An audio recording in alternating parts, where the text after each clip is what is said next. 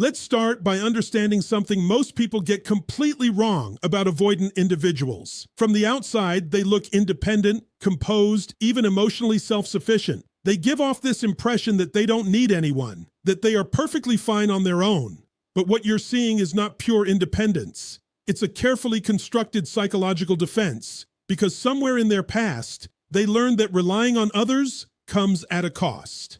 Maybe it led to disappointment. Maybe it created vulnerability that wasn't safe. So instead of risking that again, they adapted.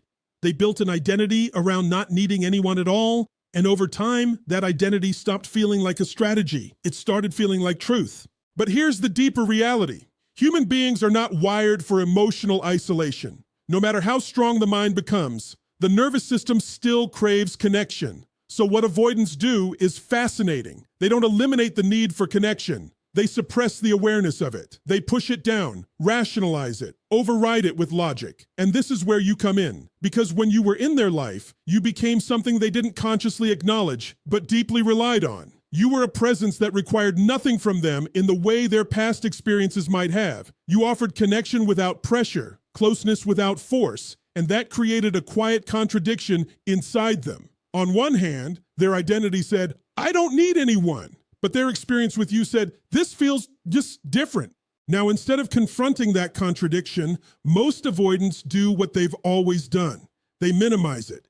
They downplay your importance. They convince themselves that what they feel isn't that significant. Not because you weren't valuable, but because admitting your value would threaten the very identity they've built to protect themselves. So they create distance, not always physically at first, but emotionally. They hold back. They detach just enough to maintain control. And to you, it feels confusing because you can sense the connection, but you can also feel the resistance. What's really happening is this. They are trying to preserve their illusion of independence while still benefiting from your presence. But illusions have a cost, because the moment you're no longer there, when your presence is removed, that's when the structure begins to crack. Not all at once, not dramatically, but subtly, quietly, in ways they can't immediately explain. The conversations they used to have with you, gone. The emotional steadiness they felt around you, missing. The sense of familiarity, of being understood without having to say much, absent. And suddenly, independence doesn't feel the same anymore, because what they thought was strength was actually balance. Balance that included you. This is the paradox of the avoidant mind. They don't realize what something means to them while they have it, because acknowledging it would require vulnerability, and vulnerability to them has always been associated with risk. So they wait, they suppress, they maintain control, until reality does what it always does. It reveals truth through absence. And when that happens, they are left facing something they've avoided for a long time. The recognition that they were not as unaffected as they believed, that their independence was not absolute, that your presence mattered more than they allowed themselves to admit. And here's the part I want you to really understand. This was never about you not being enough. It was about them not being ready to face what enough actually meant. Because real connection doesn't just bring comfort, it challenges identity. And for someone who has built their entire sense of self around not needing anyone, that challenge feels like a threat. But once you're gone, the truth becomes unavoidable. What they called independence was never freedom, it was protection. And without you there to balance it, they're finally forced to confront what that protection has been costing them all along. And that's where everything begins to change. Because the moment illusion breaks, reality speaks. And reality, no matter how long it's ignored, always finds a way to be felt. And once that illusion begins to crack, something else starts to surface, something even more misunderstood. Because people often assume that avoidant individuals don't feel deeply, that they're emotionally distant by nature. But that's not the truth. The truth is far more complex and far more human. Avoidants don't lack emotion. They've simply mastered the art of not experiencing it fully in real time. What you witnessed when you were with them wasn't emotional absence. It was emotional suppression, a learned ability to disconnect from feelings the moment those feelings begin to demand vulnerability. It's not that the emotion isn't there. It's that it's intercepted before it can fully register. Think about that for a moment. Most people experience emotion, then process it. Avoidants interrupt that process. They feel the initial spark, connection, attachment, even care, but almost immediately the mind steps in. It reframes, it minimizes, it distracts. It says, this isn't important. Stay in control. Don't go too deep. And so the emotion never gets the chance to fully unfold. Now here's where your role becomes critical, even if they never told you this. When you were present, you unknowingly became a kind of emotional stabilizer in their life. Not because they consciously depended on you, but because your presence allowed certain feelings to exist without overwhelming them. You created a space through consistency, through understanding, where their emotions could exist at a tolerable level. You were, in many ways, regulating what they couldn't regulate alone. But because they never fully acknowledged their own emotional experience, they also never acknowledged your role in it. And so while you were there, things felt manageable, balanced, even normal, and then you leave. And this is where everything shifts, but not in the way most people expect, because initially they might seem unaffected, calm, maybe even relieved. And that can be confusing, even painful to witness. You might think, did any of it matter? But what you're seeing is not the absence of feeling. It's the continuation of suppression. What's really happening is that the outlet is gone, but the emotions are still there. Only now there's nowhere for them to go. And over time, that unprocessed emotional energy doesn't disappear. It accumulates. It builds quietly beneath the surface. It shows up in ways that don't always look like missing someone. It might show up as restlessness, as irritability, as a subtle sense that something feels off. But they can't quite explain why, because they're not used to sitting with emotion long enough to understand it. You see, when emotions are consistently suppressed, they don't get resolved. They get stored. And eventually what's stored begins to seek expression. This is why, after some time has passed, avoidants often begin to feel a kind of internal weight, not necessarily labeled as sadness or longing at first, but as discomfort, a lack of ease, a disruption in their usual sense of control. And that's when the deeper realization starts to emerge. Not all at once, not clearly, but gradually. They begin to notice that something is missing, not just externally, but internally. That sense of quiet stability they once had, it's gone. And they can't recreate it through distraction, logic, or distance. Because what they were relying on wasn't just their own coping mechanism, it was you. And now, without that external regulation, they are left alone with emotions they never fully learned how to process. This is the moment where suppression starts to fail, where feelings that were once muted begin to rise to the surface, asking to be acknowledged. And for someone who has spent a lifetime avoiding that internal confrontation, this can feel deeply unsettling. Because it's no longer about controlling emotion, it's about facing it. And that changes everything. Because once emotion is felt, even partially, it can no longer be denied in the same way. And the truth begins to take shape, not as a dramatic realization, but as a quiet understanding. They didn't feel less. They just allowed themselves to feel less. And now, without you there to soften the edges of that experience, they are finally encountering the full weight of what was always there. And that's the turning point, because sooner or later, what is suppressed doesn't just return, it demands to be understood. And when it does, it doesn't ask for permission. It asks for honesty. And just as that internal pressure begins to build, just as those suppressed emotions start finding their way to the surface, something else becomes clear. Something that explains why all of this feels so delayed, so out of sync with what you experienced. Avoidants are not immediate processors of emotion. They are reflective processors, which means in the moment when something is happening, when connection is present, when closeness is real, they don't fully engage with it. They stay slightly removed, slightly guarded, always maintaining a degree of psychological distance. And that distance creates a kind of emotional lag. So while you were there, feeling the depth of the connection in real time, they were only experiencing a fraction of it. Not because the connection wasn't real, but because they weren't allowing themselves to be fully present with it. They were analyzing instead of absorbing, controlling instead of feeling. And this is why, when the relationship shifts or ends, their initial reaction often seems so neutral, sometimes even indifferent.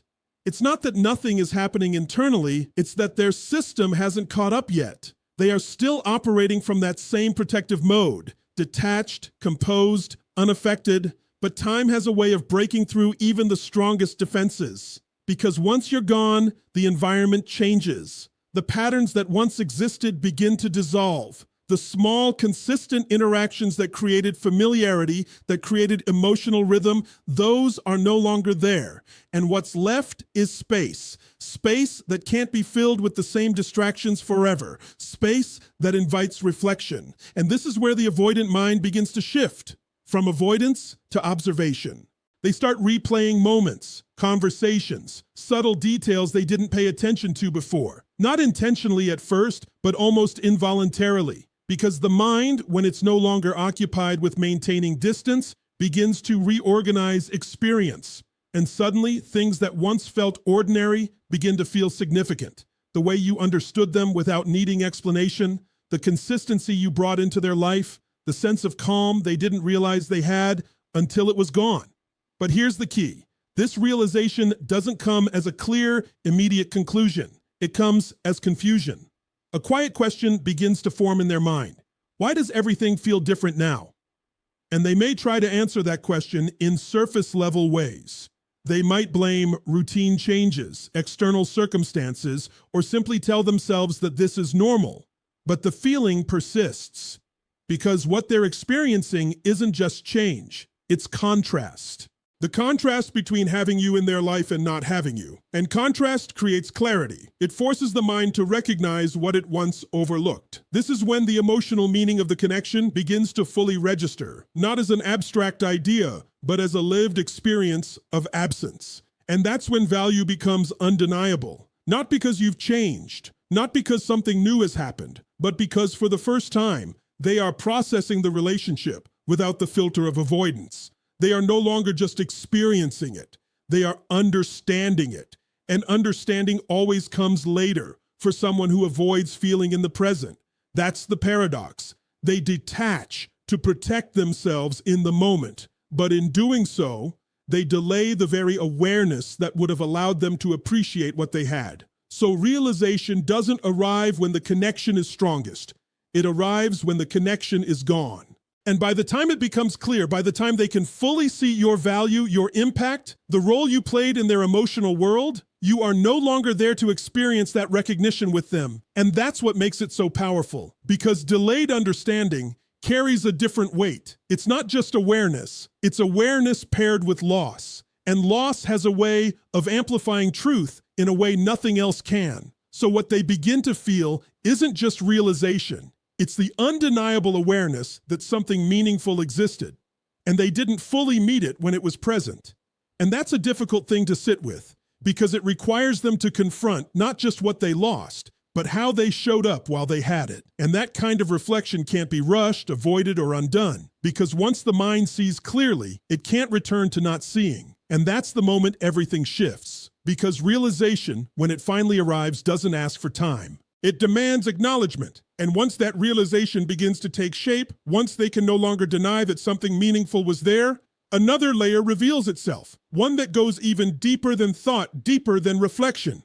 Because this isn't just happening in the mind, it's happening in the body. You see, long before we intellectually understand connection, we physiologically experience it. The human nervous system is constantly scanning for cues of safety, stability, and familiarity. And when it finds those cues in another person, something powerful happens. It begins to regulate itself around that presence. That's what you were for them, whether they ever said it out loud or not.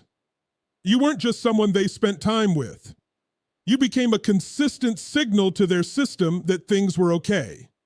Your tone, your energy, your predictability, these weren't just personality traits. They were inputs their nervous system learned to recognize as stabilizing. And here's the part they didn't consciously realize. They adapted to you. Their internal state, how calm they felt, how grounded they were, even how much tension they carried, began to organize itself around your presence. Not in a dependent way they could easily identify, but in a subtle biological way that happens beneath awareness. So while they were telling themselves, I don't need anyone, their body was quietly learning something very different. It was learning you. Now remove that. Remove the consistency, remove the familiarity, remove the person their system had calibrated itself to, and what you get isn't just emotional absence. You get physiological disruption, but it doesn't show up in obvious ways at first. It's not always, I miss this person. It's why do I feel off? It's not always sadness. Sometimes it's restlessness, irritability, a lack of focus, a subtle anxiety that doesn't seem tied to anything specific. Because the system has lost something it relied on, but the mind hasn't fully connected the dots yet. And this is where things become disorienting for them, because they've spent so much time believing they operate independently, that they are unaffected by others, that when their internal state begins to shift, they don't immediately attribute it to your absence. They look for other explanations: stress, work, external pressures, but the feeling lingers because regulation isn't something you can just replace instantly. When the nervous system loses a consistent source of stability, it doesn't immediately find a new one. It goes through a period of recalibration. And during that recalibration, everything feels slightly unstable. This is why they may become more distracted, more withdrawn, or even more avoidant than before. Not because they've moved on, but because their system is trying to regain control in the only way it knows how, by pulling back even further. But here's the truth. You can't regulate what you won't acknowledge. And over time, that strategy begins to fail because the body keeps signaling. It keeps sending subtle messages that something is missing, something is unresolved. And those signals don't disappear just because they're ignored. They intensify until eventually the discomfort becomes noticeable enough that it demands attention. And this is where the deeper connection between you and their internal world begins to surface. Not as a romantic idea, not as nostalgia, but as recognition. Recognition that your presence wasn't neutral. It had an effect, a measurable, lived effect on how they felt on a daily basis. And now, without that anchor, they are experiencing the contrast in real time. The calm versus the tension, the stability versus the unease, the connection versus the absence. And contrast, once again, brings clarity. But this time, it's not just psychological, it's physiological. They don't just think something is different, they feel it in their body. And that kind of awareness is much harder to dismiss. Because you can argue with thoughts, you can rationalize emotions, but when your entire system feels off, when your baseline shifts in a way you can't easily explain, that gets your attention. That forces a deeper level of honesty, because now it's no longer about whether they miss you in a conventional sense. It's about recognizing that your presence played a role in their stability, in their sense of ease, in their ability to exist without that underlying tension. And that's not something the mind can easily reduce or ignore. That's something the body remembers. And once the body remembers, the truth becomes undeniable. Because what regulated you once cannot be forgotten. It can only be felt more deeply in its absence. And as that awareness deepens, moving from the body back into the mind, something even more complex begins to unfold. Because now it's no longer just about feeling the absence. It's about making sense of what that absence means. And this is where the real internal conflict begins. You have to understand, for someone who has built their identity around emotional independence, this moment is not simple. It's not just, I miss this person. It's, what does it say about me that I miss them? That question carries weight, because if they allow themselves to fully acknowledge the impact you had, the stability you brought, the emotional grounding, the sense of connection, then they are forced to confront a truth that contradicts the very foundation of how they see themselves. I don't need anyone starts to become maybe I did. And that is not an easy shift. So what happens instead is resistance. Not loud, obvious resistance, but subtle, psychological negotiation. The mind begins to split in two directions. One part is becoming aware. It's recognizing the difference. It's connecting the dots between how things felt with you and how things feel now. It's starting to accept that your presence mattered in a way that goes beyond convenience or habit. But the other part is holding the line. It's saying, don't go there. Stay in control. Don't assign too much meaning to this. And so they begin to rationalize. They tell themselves it wasn't that deep, that anyone could have filled that role, that what they're feeling is temporary, circumstantial, not personal. They may even try to replace the experience, seeking distraction, new interactions, anything that allows them to avoid sitting too long with that internal contradiction. Because sitting with it means feeling exposed. It means admitting that someone reached a place inside them they don't easily allow access to. And more importantly, it means recognizing that they didn't fully show up to meet that connection when it was present. And that's where the discomfort intensifies. Because now it's not just about you, it's about them, their patterns, their defenses, the ways they pulled back when they could have leaned in. The moments they minimized what they were feeling instead of exploring it. The distance they created to protect themselves, that may have cost them something real. And this is where the ego steps in more forcefully. Because the ego's role is to preserve identity, not to tell the truth. So it creates narratives that maintain control. It wouldn't have worked anyway. They weren't the right person. I'm better off on my own. And on the surface, these thoughts feel convincing. They provide temporary relief. They restore a sense of order. But underneath, the feeling doesn't fully go away because truth doesn't disappear just because it's reframed. It lingers. And over time, that lingering awareness begins to challenge the narrative. Quietly, persistently, it starts asking deeper questions. If it didn't matter, why does it still feel this way? If I'm unaffected, why do I keep thinking about it? If I'm truly independent, why does something feel missing?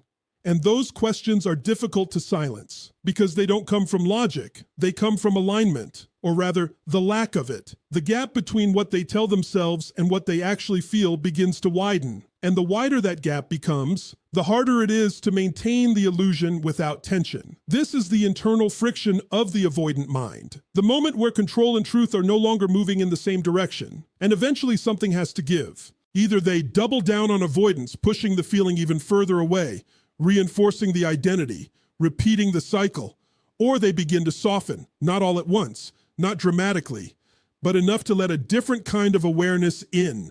The awareness that missing someone doesn't make you weak, that being affected doesn't mean losing control. That connection, real connection, doesn't diminish independence. It reveals a deeper layer of it. But to reach that understanding, they have to move through the conflict, not around it. They have to face the possibility that what they've been protecting themselves from might also be what they've been needing all along. And that's not just an emotional realization, that's an identity shift. Because the moment they stop asking, how do I stay in control? And start asking, what is actually true for me? Everything begins to change. Because in the end, the greatest threat to the avoidant isn't connection. It's the truth that connection mattered. And when that internal conflict reaches its peak, when the gap between what they feel and what they've been telling themselves becomes too wide to ignore, they arrive at a moment that is both uncomfortable and defining. A turning point, not the kind that announces itself loudly, but one that quietly demands a decision. Because by now, the illusion has cracked. The suppression is no longer fully effective. The delayed realization has caught up. The body has registered the absence. The mind has wrestled with the meaning. And what remains is a simple, unavoidable truth. Something real was there, and now they have to decide what to do with that truth. This is where paths begin to separate.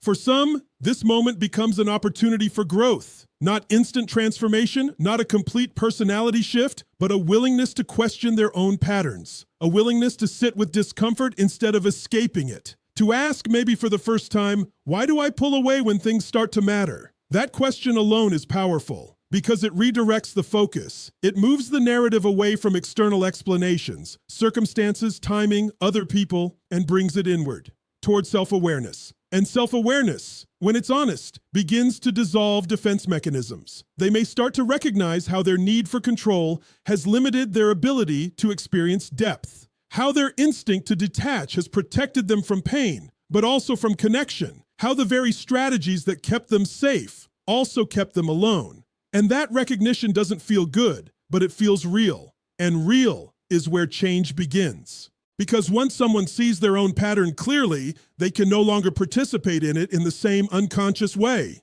There's a pause now. A moment between impulse and action. A space where a different choice becomes possible. Not guaranteed, but possible. And that possibility is everything. Because it means the cycle doesn't have to repeat in the exact same way. But here's the other side of that turning point. Not everyone chooses to grow. For others, the discomfort becomes too much. The awareness feels too threatening. And instead of leaning into it, they retreat even further. They reinforce the identity. They double down on independence. They tell themselves that this experience was an exception, not a reflection of a deeper pattern. And on the surface, life continues. They move forward, they meet new people, they recreate similar dynamics. But underneath, the core pattern remains unchanged.